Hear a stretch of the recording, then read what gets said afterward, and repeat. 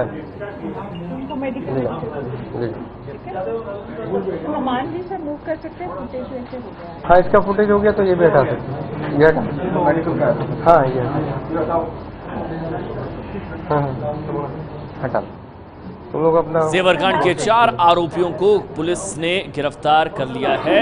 ये बड़ी खबर है। 25 मई को बुलंदशहर जा रहा एक परिवार, गाड़ी के टायर पंचर हुए, रोका गया, लूटपाट की, हत्या की गई एक शख्स की, और इसके अलावा महिलाओं से भी सामूहिक बलात्कार का आरोप। और अब ये खबर है कि जो एनकाउंटर हुआ है उसमें 4 आरोपियों को गिरफ्तार, कुछ हथियार भी पुलिस यहाँ पर रखती नजर आ रही है। प्रेस कॉन्फ्रेंस पुलिस की तरफ से की जा रही है। प्रेस नोट सर्कुलेट करा। जेवरकांड के 4 आरोपी गिरफ्तार, एक जख्मी है, एक को गोली भी लगी है। मेरे पास है।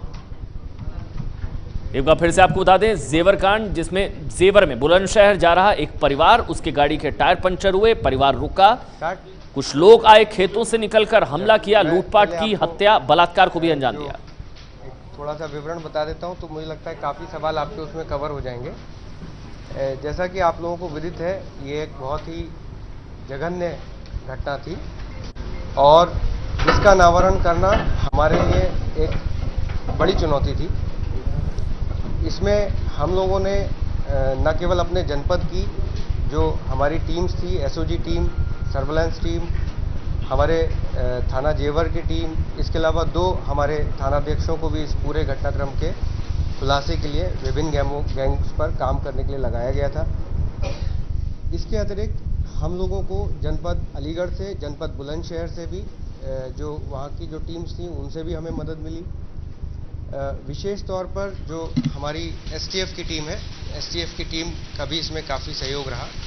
कुल मिला के सभी के लिए ये एक बड़ा टास्क था कि इस घटना को हमें वर्कआउट करना है। एक चीज़ महत्वपूर्ण जो इस पूरे 2 महीने के दौरान हुई कि हम लोगों ने काफ़ी गैंग्स पे काम किया। कई जो लोकल अपराधी थे उनकी संलिप्तता के बारे में भी हम लोगों ने जानकारी की, छानबीन की, और जो विभिन्न घुमंतू गैंग हैं उन पे भी हम लोगों ने काम किया। कल हम लोगों को सफलता तब मिली जब हम लोगों को जो हम काम कर रहे थे एक पर्टिकुलर गैंग पर और काफ़ी सटीक हम लोगों के पास मुखबिरी थी। कल रात में हमारी टीम को सूचना मिली और पुलिस मुठभेड़ में हम लोगों ने जो हमारी टीम ने जब उनको रोकने की कोशिश की तो उन लोगों ने पुलिस टीम पर फायरिंग की। जवाबी फायरिंग में पुलिस टीम ने जब गोली चलाई अपने आत्मरक्षा के लिए तो उसमें एक बदमाश के पैर में गोली लगी, वो घायल हो गया। 3 लोग मौके पर ही पकड़े गए, गिरफ्तार किए गए, 2 लोग मौके से फरार हो गए, जिनका विवरण प्रेस नोट में नाम वगैरह सब उपलब्ध है। इन लोगों से जब फर्दर पूछताछ हुई और इंटरोगेशन हुआ तो उसमें जो हमारी घटना थी जेवर वाली, तो उससे जो जुड़ी हुई चीज़ें थी वो न केवल इन लोगों ने स्वीकार की घटना, बल्कि उससे जुड़ी हुई कुछ महत्वपूर्ण जो हमारे एविडेंसेस थे, जो हमारी महत्वपूर्ण चीज़ें थीं, वो इन लोगों की निशानदेही से हम लोगों ने बरामद की। ये 3 लोगों के अलावा जो 2 अभियुक्त अभी शेष हैं, उनकी गिरफ्तारी के लिए हम लोगों ने सर्च ऑपरेशन सुबह चलाया। हालांकि हम लोग उनको नहीं ट्रेस कर पाए, लेकिन जल्दी हम उनको ट्रेस कर लेंगे। बाकी एक महत्वपूर्ण चीज़ ये है कि जो ये 6 अभियुक्त, 4 जो आज गिरफ्तार हैं प्लस 2 फरार हो गए। इसके अलावा पूछताछ में एक महत्वपूर्ण बात यह आई कि जो घटनाक्रम उस दिन हमारा हुआ था जेवर वाला, उसमें 2 और अभियुक्तों के भी होने की बात प्रकाश में आई है, जिस पे भी हमारी टीम काम कर रही है और हमें पूरा विश्वास है कि जो बचे अभियुक्त हैं उनको भी हम जल्द ही ट्रेस कर लेंगे।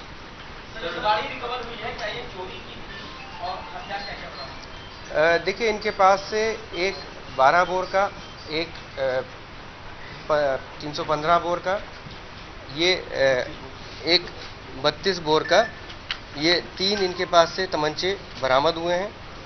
और उसके अलावा जो ज्वेलरी थी, कुछ ज्वेलरी बरामद हुई है।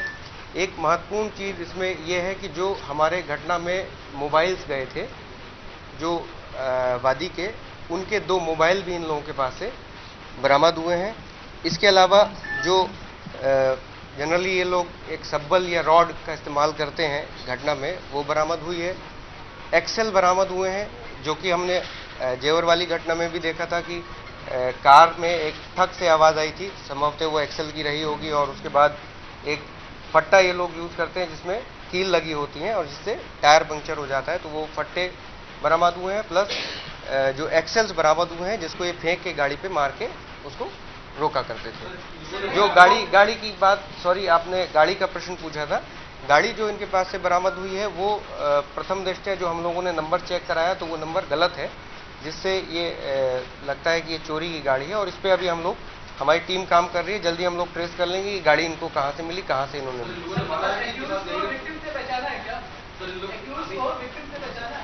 देखिए, ये कुछ लीगल चीज़ें ऐसी हैं जिसको इन्वेस्टिगेशन के दृष्टिकोण से मैं आपसे यहाँ सार्वजनिक रूप से शेयर नहीं कर सकता।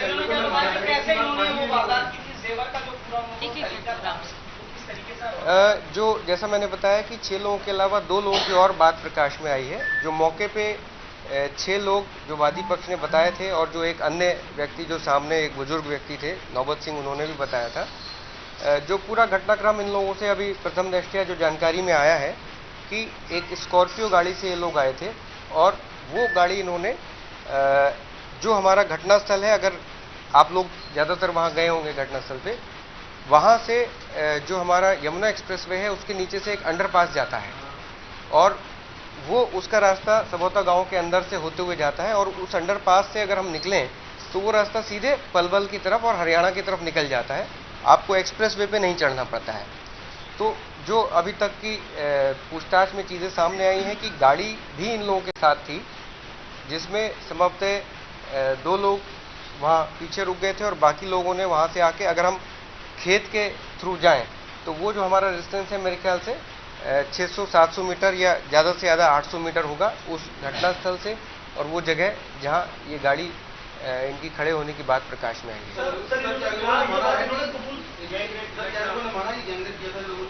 देखिए, अभी तक की जो हमारी विवेचना है उसके हिसाब से और उसके जो पूरा इंटरोगेशन हम लोगों ने किया है, प्लस जो हम लोगों ने परिस्थिति जन्य साक्ष्य एकत्रित किए हैं, जो महिलाओं के साथ रेप की पुष्टि हमारी विवेचना से हो रही है। इसके अतिरिक्त एक और महत्वपूर्ण चीज़ जो मैं आपसे शेयर करना चाहूँगा कि हम लोगों के द्वारा जो महिलाएं हैं उनके कपड़े परीक्षण के लिए FSL लैब भेजे गए थे, जिसमें से 2 महिलाओं के कपड़ों के परीक्षण के दौरान उसपे से सीमन का जो सैंपल है वो परीक्षण के दौरान प्राप्त हुआ है, जिसका DNA प्रोफाइल FSL लैब द्वारा बनाया जा रहा है ताकि उसको हम बाद में मिलान कर सकें।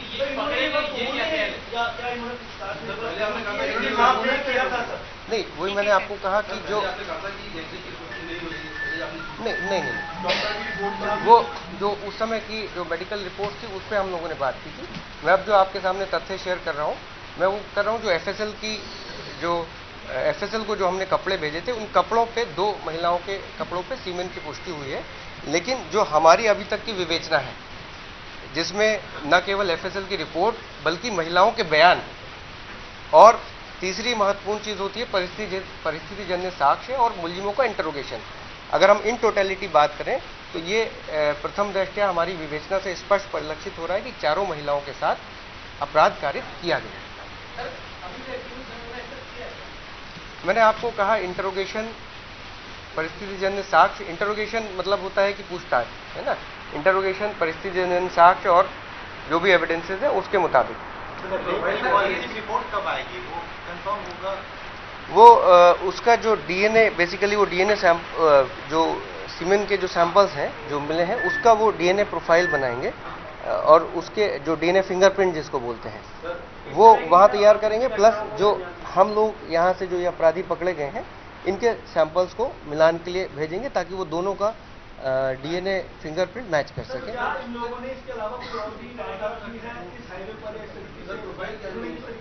देखिए, एक करके देखिए, जहाँ तक गैंग का प्रश्न है, ये जो गैंग पूरा प्रकाश में आया है ये बावरिया गैंग है। दूसरी चीज़ जो आपने कहा कि पूर्व की घटनाओं के बारे में, अभी तक की पूछताछ में कोई इस तरह की घटना प्रकाश में नहीं आई है, लेकिन it's too early to comment.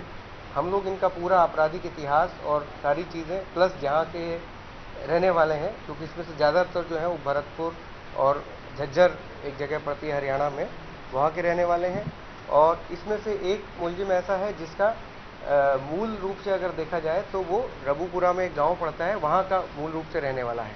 तो जो हम बात कर रहे थे कि लोकल कनेक्शन या लोकल में मूवमेंट की क्या स्थिति है, और उसके जो ननिहाल पक्ष है, उसके जो रिलेटिव्स हैं वो जेवर में ही पहले रहते थे।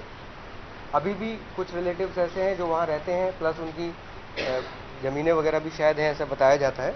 तो कुल मिला के ये कि ये भले ही मूव करते हों भरतपुर, अलवर या हरियाणा या बुलंदशहर या जो हमारे एरिया में, लेकिन कहीं ना कहीं इनके कनेक्शंस आपस में एक दूसरे से जुड़े हुए हैं। और जैसे मैंने बताया कि हमारे यहाँ से भी कुछ रिश्तेदारियाँ ऐसी हैं जो हमारे यहाँ भी इनकी हैं।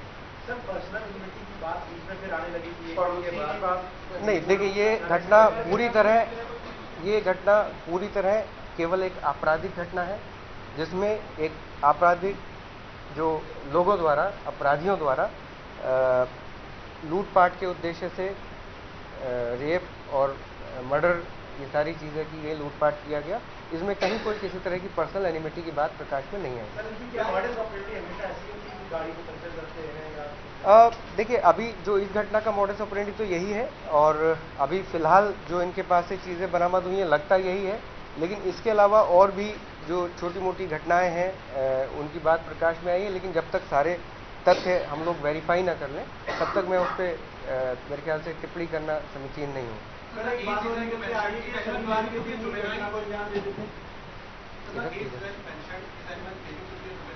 Sorry, no, they are all major.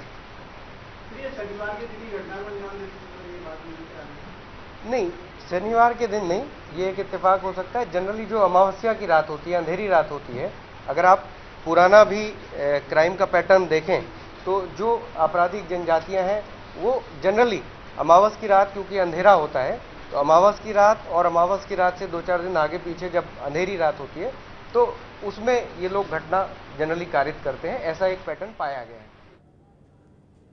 तो आपको बता दें, गौतम बुद्ध नगर के एसएसपी बड़ी जानकारी दे रहे हैं कि कुल 6 लोग थे, 2 भागने में कामयाब रहे, 2 भाग गए हैं।